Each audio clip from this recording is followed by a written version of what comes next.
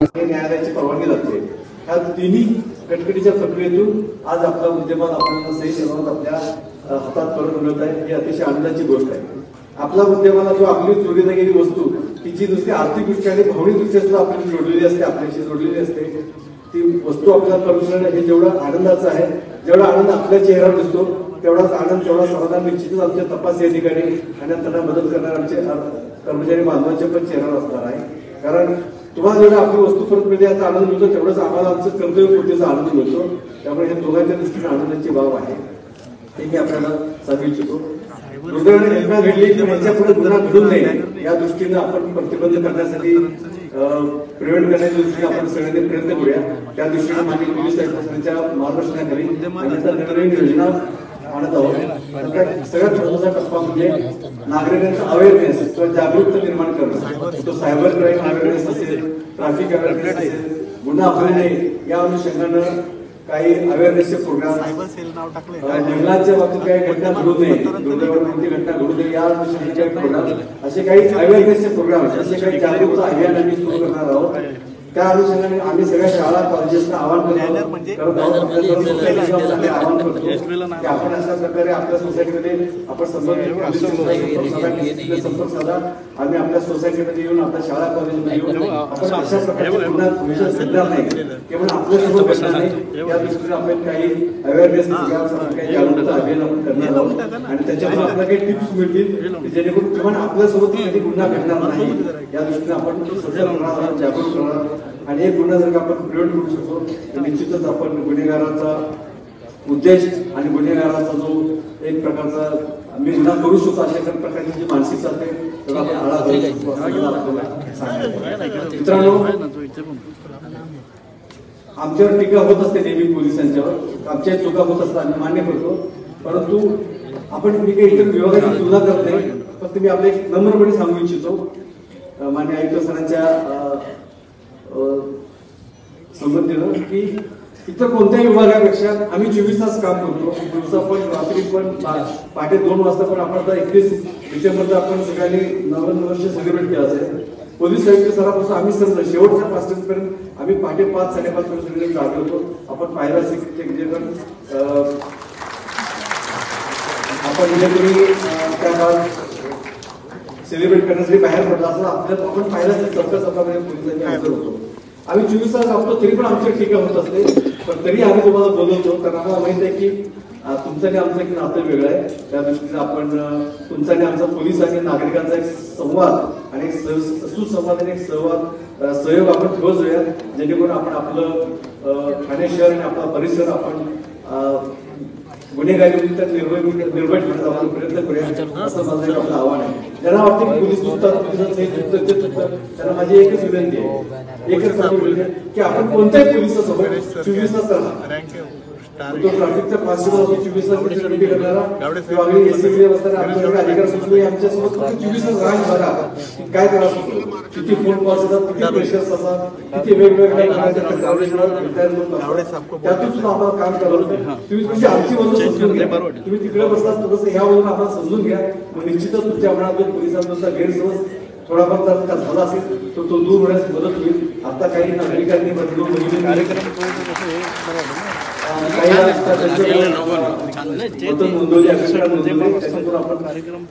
निश्चितच मी सांगितलं आपण त्याचा प्रयत्न करून राहा, पोलिसांसोबत 24 तास राहा आणि आपण समजून घ्या आमच्या काय अडचणी येते। धन्यवाद।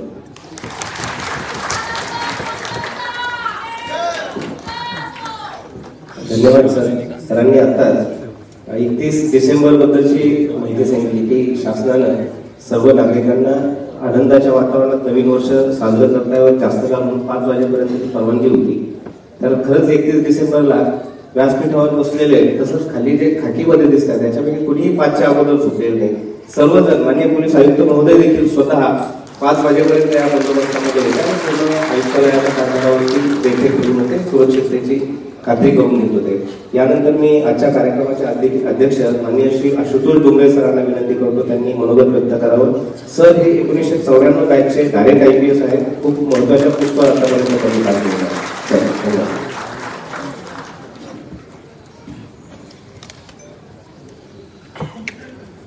उपस्थित ठाण्याचे सहपोलीस आयुक्त श्री दत्तात्रय कराळे, व्यासपीठावर उपस्थित इतर सर्व वरिष्ठ अधिकारी, आजच्या कार्यक्रमासाठी पूर्ण आपण आवर्जून इथे आला.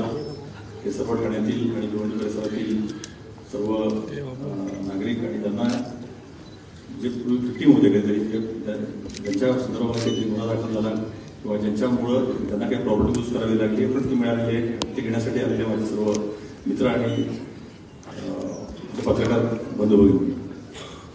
आत्ताच आपल्याला सांगितलं की 2 जानेवारी 1961 रोजी तत्कालीन पंतप्रधान पंडित जवाहरलाल नेहरू यांनी महाराष्ट्र पोलिसांचा ध्वज हा राज्याला दिला.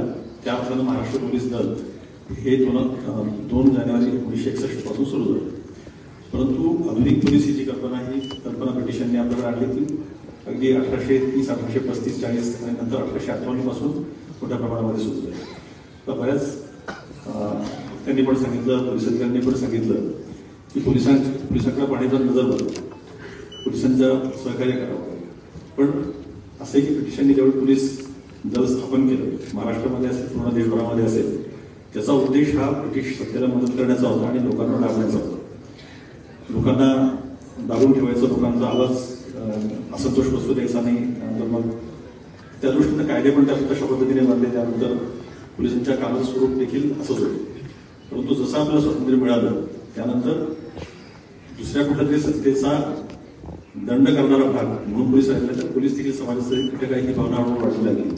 आणि विशेषतः 1980-90च्या दशकानंतर पोलिसांनी जनतेचा भाग असला पाहिजे आणि जनतेच्या सेवेसाठी असलं पाहिजे असा एक वेगळ्या प्रकारचा नवीन संकल्पना आली आणि त्या दृष्टीनं पोलिसिंगमध्ये देखील मोठ्या प्रमाणामध्ये बदल झाले. पोलिसांबद्दलची जी निगेटिव्ह मतं असतात किंवा जे समाजामध्ये असतात काय असतात पोलिसांशी संपर्क साधला असते. मी स्वतः पोलीस खात्यामध्ये येईपर्यंत पोलिसांशी माझा काहीच संबंध आला नाही आणि पोलिसांबद्दलचं मत अत्यंत निगेटिव्ह होतं. तर हे निगेटिव्ह मत का असतं की आपण काहीतरी एका दुसऱ्याचा अनुभव ऐकतो, कुठेतरी कस्टोडियल डेथ झाली असं ऐकतो किंवा रस्त्यावर आपल्या काहीतरी ट्रॅफिकच्या कर्मचारी प्रोग्राममध्ये वाचलेला आहे असं दिसतं. आणि मुख्यतः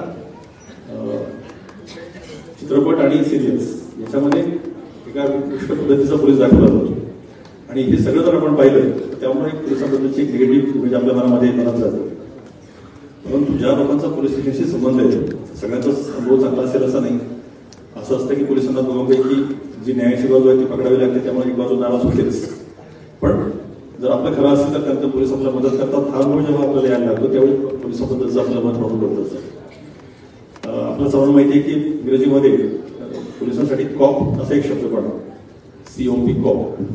तर COPचा एक सुंदर लॉंग फॉर्म आहे. कॉप म्हणजे काय तर सिटीजन ऑन पेट्रोल म्हणजे बंदोबस्त करत फिरणारा जो सर्वसामान्य नागरिक आहे तो म्हणजे कॉप. तर या दृष्टीनं आपलं देखील सहकार्य पोलिसांना खूप आवश्यक असतं. कारण आपण जे पाहता किंवा आपण जे बघता त्याप्रमाणे आपल्या रिक्वायरमेंटप्रमाणे आपल्या गरजेप्रमाणे पोलिसांचं देखील त्या क्षेत्रामधलं काम असलं पाहिजे. त्या रिक्वायरमेंटप्रमाणे पोलिसांना देखील स्वतःला घडवता आलं पाहिजे. पोलिसांच्या काही स्कीम असतील त्या जर छोट्या आपल्या जनतेच्या कामाला येत नसतील किंवा त्यातून फायदा होणार नसेल तर त्या स्कीम प्रमाणामध्ये काय असं नसतं. त्यामुळे काय करायला पाहिजे याच्या सूचना जर आपल्याकडूनच आल्या तर त्याप्रमाणे आपण चांगल्या पद्धतीने काम करू शकतो असा आमचा विश्वास आहे. आता माझ्या सहकार्यांनी सांगितलं तर समाजामधील महिला असतील, सिनियर सिटीजन्स असतील किंवा विद्यार्थी असतील, शाळा कॉलेजेस असतील असे जे वेगवेगळे घटक आहेत त्या घटकांना पोलिसांच्या रिक्वायरमेंट काय आहे, त्यांच्या गरजा काय आहेत, त्यांना कशा पद्धतीने आपण जास्त अवेअरनेस त्याचा वाढवू शकतो, त्यांना जास्त सजग करू शकतो आणि त्यांचं सहकार्य कसं मिळू शकतो या दृष्टीनं पोलिसिंग करण्याचा आपला प्रयत्न राहणार आहे. आणि मला वाटतं आजचा हा जो कार्यक्रम आहे मी additional SP best Shri Mahesh Patil आणि त्यांच्या सर्व डिसिप्लिनचं मी अभिनंदन करतो. कारण जवळजवळ 9,35,00,000 रुपयाचं मूल्यमान त्यामध्ये रोख रक्कम सुमारे 1 कोटीच्या आसपास आहे. सोन्याच्या दागिने सुमारे 2.25 कोटीचे आहेत. मोबाईल्स जवळजवळ प्रॉपर्टी मिसिंग जवळजवळ 1.5-2 कोटीपर्यंत आहे. त्यानंतर मोबाईल देखील सुमारे 1 कोटीचे आहेत. तर या गोष्टी आपल्याला परत मिळणं ज्या आपल्याच आहेत त्या आपल्याला परत मिळणं हा देखील आपला याचा भाग आहे. आणि इतका चांगला उपक्रम हातामध्ये घेऊन त्यानंतर आपल्या सर्वांना आपलं ठरवलेली किंवा गेलेली प्रॉपर्टी मिळवून देणं असं अतिशय चांगलं काम श्री महेश पाटील त्यांचे DCP आणि सर्व त्यांच्या सहकार्याने केलेलं आहे. त्यामुळे त्यांचे देखील मी मनापासून आभार मानतो, अभिनंदन त्यांचं करतो. जास्त वेळ कमी बोलणार नाही, परंतु पण या कार्यक्रमानंतर आपल्याला बाकीच्या लोकांना अजून त्यांचं मुद्देमाल मिळायचं आहे, ते होणार आहे. त्यामुळे आपल्याला खूप उशीर होणार आहे. आपला जास्त वेळ घेत नाही. महाराष्ट्र पोलिसांच्या वर्धापन दिनाच्या आणि नवीन वर्षाच्या देखील आपल्या सर्वांना खूप खूप शुभेच्छा. धन्यवाद.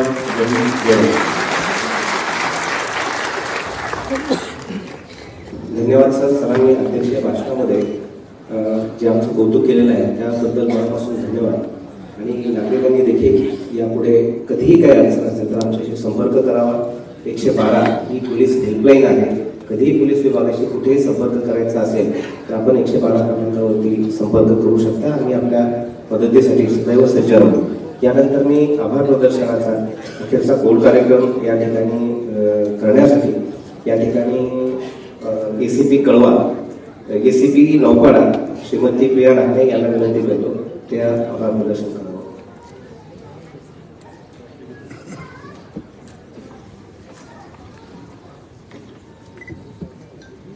आज या ठिकाणी मुद्देमाल हस्तांतरण कार्यक्रमासाठी उपस्थित माननीय पोलीस आयुक्त श्री आशुतोष डुमरे सर, माननीय पोलीस आयुक्त दत्तात्रय कराळे सर, पश्चिम प्रादेशिक विभागाचे अपर पोलीस आयुक्त श्री महेश पाटील सर, अपर पोलीस आयुक्त गुन्हे श्री उगले सर यांचे मी मनापासून आभार मानते. तसेच परिमंडळ 1, 2 व 5 या परिमंडळाचे माननीय पोलीस उपायुक्त तसेच पश्चिम प्रादेशिक विभागातील सर्व अधिकारी आणि अंमलदार ज्यांनी हा कार्यक्रम यशस्वीरित्या पार पाडण्यासाठी अगदी मनापासून काम केले आहे त्या सर्वांचे माझ्या सर्व ठाणे पोलीस आयुक्तालयामार्फत मनापूर्वक आभार. तसेच आज या कार्यक्रमासाठी उपस्थित सर्व सन्माननीय पत्रकार तसेच निमंत्रित नागरिक आणि शांतता कमिटी तसेच मोहल्ला कमिटीचे सदस्य आणि विविध गुन्ह्यातील मुद्देमाल स्वीकारण्यासाठी उपस्थित असलेले सन्माननीय नागरिक यांचे देखील मी आभार मानते. तसेच या कार्यक्रम यशस्वीरित्या पार पाडण्यासाठी ज्यांनी प्रत्यक्षरित्या तसेच अप्रत्यक्षरित्या हातभार लावलेला आहे त्या सर्वांचे देखील मी आभार मानते. धन्यवाद. जय हिंद, जय महाराष्ट्र. या ठिकाणी पोलीस बँडच्या साह्यानं राष्ट्रगीताची धून वाजून कार्यक्रम संपन्न होणार आहे. कृपया मी सर्वांना विनंती करतो उभा राहू. मात्र हे लक्षात ठेवा, कार्यक्रम जरी संपला तरी याच्यानंतर मुद्देमाल देण्याचा कार्यक्रम राहणार आहे आणि त्यानंतर अल्पोपहाराची व्यवस्था देखील पाचच्या बाहेरच्या बाजूला केलेली आहे. सर्वजण त्या करण्यात येतील. सर्वांनी संबंध राहू. राष्ट्रगीत सुरू कर.